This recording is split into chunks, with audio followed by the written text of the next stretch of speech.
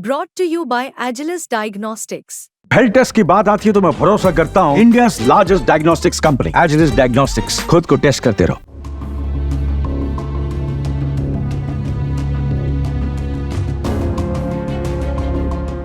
इस ड्रोन को देखिए, हथेली से भी छोटा साइज, सिर्फ 33 ग्राम वजन, जो आतंकियों को उनके बिल में घुसकर भी खोज निकाले। इस ड्रोन का नाम है ब्लैक हॉर्नेट और इस ड्रोन को देखकर समझा जा सकता है कि कैसे भारतीय सेना नई नई तकनीक के जरिए आतंकियों को उनके अंजाम तक पहुंचा रही है।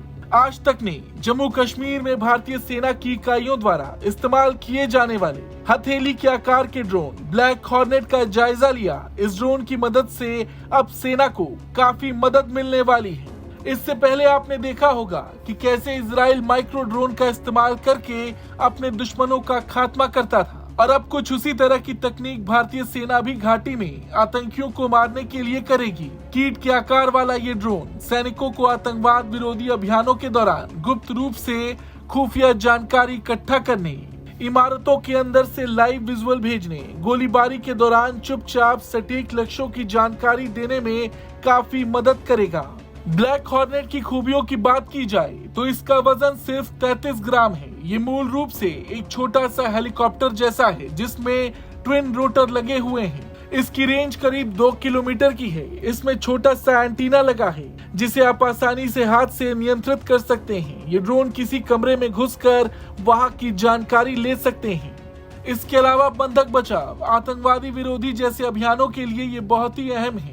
ये खिड़की या दरवाजे से अंदर घुसकर लक्ष्यों की पहचान कर सकते हैं। इसमें एक बहुत ही ताकतवर फ्रंट कैमरा लगा हुआ है जो पूरी तरह से कलर और हाई डेफिनेशन है।